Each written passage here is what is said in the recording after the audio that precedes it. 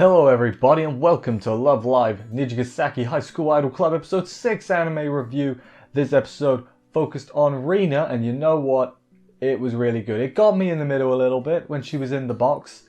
Hit me right in the heart. Wasn't expecting that, gonna be honest.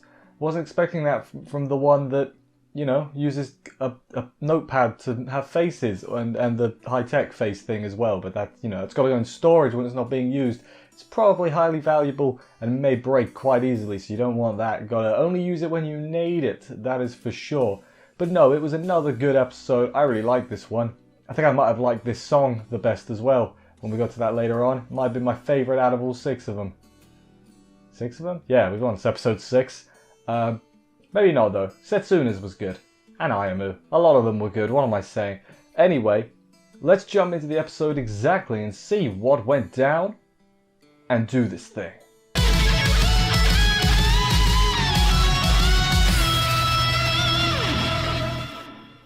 We open up with a flashback of Rina being in class. She wanted to go hang out at the arcade with some girls in her class, but she was too shy, too nervous, too worried. We later learn about them thinking, you know, thinking bad of her because, you know, she doesn't have very many expressions. And now I feel bad. After this episode, I feel bad for pointing it out in earlier episodes and making fun of it. Now I'm the asshole. That's not good. But yeah, she wanted to ask them, but she struggled a lot and couldn't ask them. We know she struggles with her expressing herself and all that. She there's this proper hurts you a little bit scene where she draws a smiley face on her reflection in the glass, and it's like, I feel bad for you. Damn it. Why you made me feel bad? I don't want to feel bad. I want to feel happy. I mean, I was by the end of the episode, but you get it.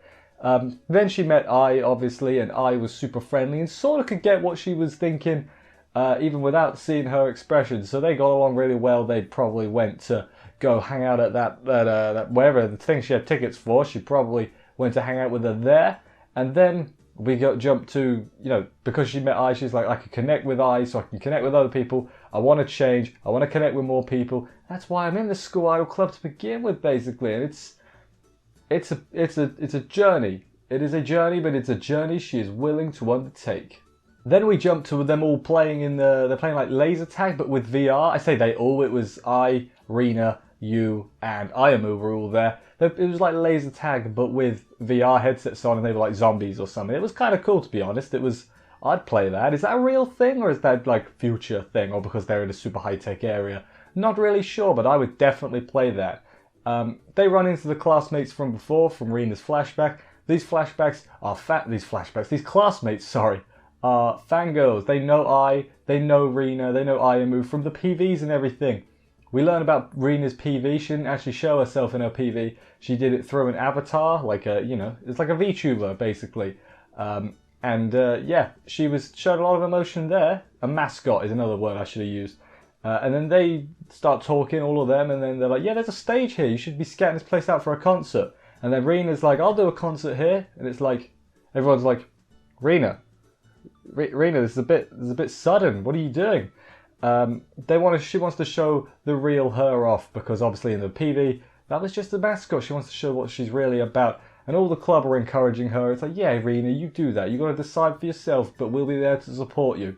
Which is good, because, hey, everyone's making their own decisions, but everyone else has got their backs. So, they're not a group, they are a club, if that makes sense. You know, they're not one group, they are multiple performers, but they are still all a collective club support group. Is that a good thing? I don't know. But yeah, then the day she's got to do it is next Saturday, which means nothing to me because there's a montage and it doesn't just say how many days are left.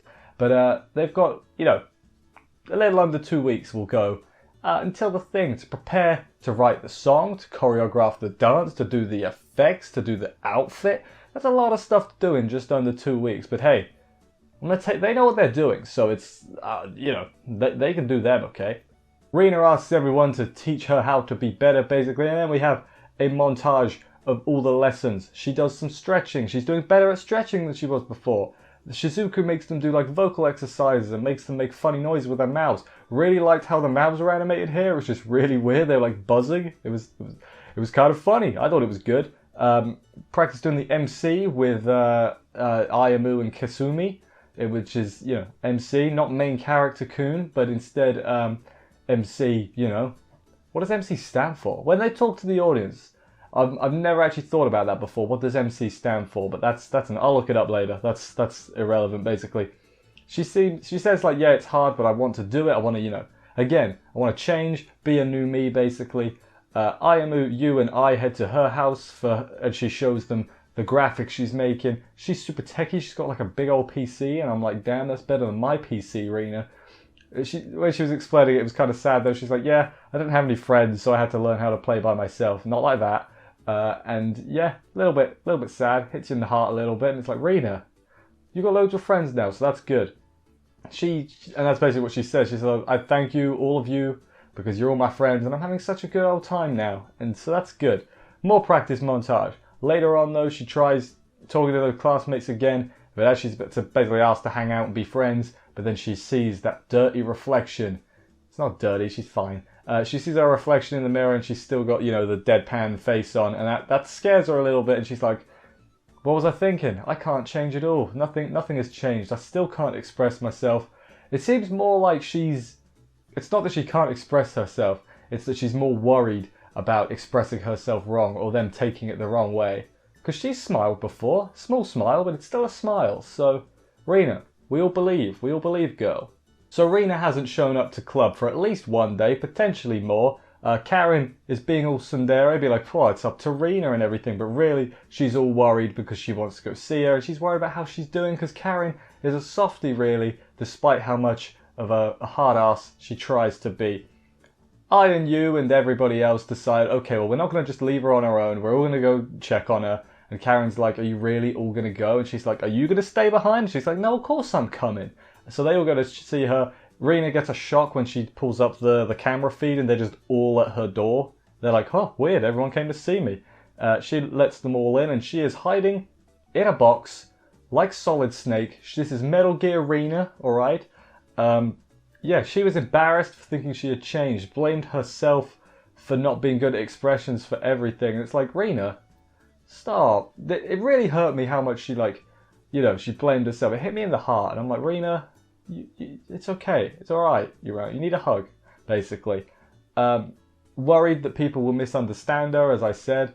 It's more the worry that is getting to her more than the actual her not being able to do expressions, if that makes sense. Which, yeah, you know, hits you a little bit.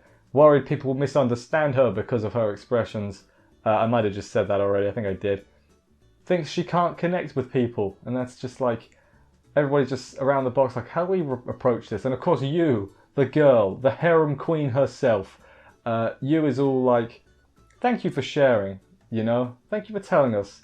Basically, thank you for letting us know how you feel, because now we can do something about it, basically.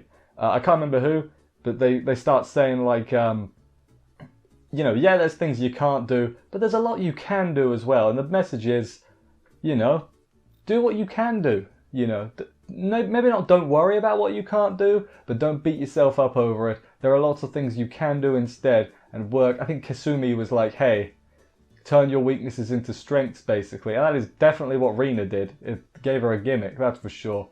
And then they point out, it's like, hey, you're talking to us pretty openly and freely now. And she's like, yeah, you're right, that's kind of weird. Why am I able to do that? And then she gets a realization, I guess. She's like, I figured it out. I figured out why I can talk to you guys. It's because you can't see my face. And boy, if you've seen any concept art of Rina, you knew where this was going. Yes, you did. We go to the stage where Rina's performance is about to get on. Yu is attaching something to Rina's head. She's got cat ears as well. And yeah, Rina's got the mask. The Rina-chan board, as it is called. And yeah, it's... I'm really curious as to how it worked. Like, is it pre-programmed to go along with the song? So, like, hey, when you get to this part of the song, the expression will change to this.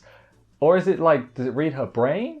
Like, I'm gonna guess this is not in the future, but like, they seem way more high-tech at Nijigasaki than like the other schools. So, I'm gonna guess they've got, do they have brain reading tech to read your emotions or sort of get what you're at? Why am I arguing about the logistics? It really doesn't matter. It's an idol anime. What's wrong with me? Don't need to make everything about science. But no, I like the Rina-chan board. I like it a lot. She does obviously they make the different faces for us, so our actual face doesn't have to. It makes her more confident, it seems, as well. How does she see out of it? Is it got like tiny holes? Is it like, are the ears actually the holes, like eye holes, and it's like connected? There's like a screen on the inside. I wanna see a. I was gonna say I want to see a real version, but like I know someone made that. There's an article a few months ago, I think, I can't remember, of this guy who made a Rina-chan board face. Look it up. I can't remember anything about it, but I remember it happened. So there's that. We then get Rina's song. I really like it. It's the lyrics. You read them on the screen. It's basically the plot of the episode, which was kind of nice. Nice to see it tied in. It's the first time I actually did look at the lyrics while it was happening. So maybe the others were like that as well. But this one was for definite. I can tell you that 100%. So yeah, she finishes her song. Was able to connect. Good job there. Rina-chan board pose, wachink. She does the old idol pose with the board. It's got the wink on it as well. It's very good.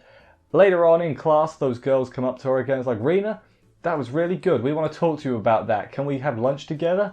And Rina's just sitting there like, okay, here's what we're going to do. She gets out this pad of paper, draws a smiley face on it, and then she's able to answer okay. That seems really inconvenient every time you want to speak to someone, by the way, to have a bit of paper, like, to make a face. I guess not everyone, it's just like strangers. She can probably talk to the club alright. But just these strange girls. They're the strange ones, yeah. And that was the end of the episode. Well, not quite. We had a post-credit scene, which, as they have been recently, basically told us, hey, next week's episode is going to be about Kanata, because we see Sleepy Kanata in the post-credit scene. So that's her next week. I'm going to guess we got what? Kanata, Shizuku, Karin left? I'm going to guess Kanata's next week, obviously. Then Shizuku, I think, will be the week after. And then Karin. And then we still got 4 episodes where who knows what could happen. You know? We're going to get the 9 individual songs out of the way. And then, what, are we going to just not have songs for a while? I assume they're going to do a group song at some point. But it's just a matter of when, I think. But yeah, that was the end of the episode. Really, I enjoyed this one. This was one of my favourite episodes of the season, I think. Which is weird, because going into this, I wouldn't have said Rina was like my favourite of them or anything. I would have said like Kasumi or Setsuna. Setsuna's episode was good. One of them was probably my favourite, but I really liked this episode. I liked how they did the introduction of the Rina-chan board, I guess, because it is a silly idea, really.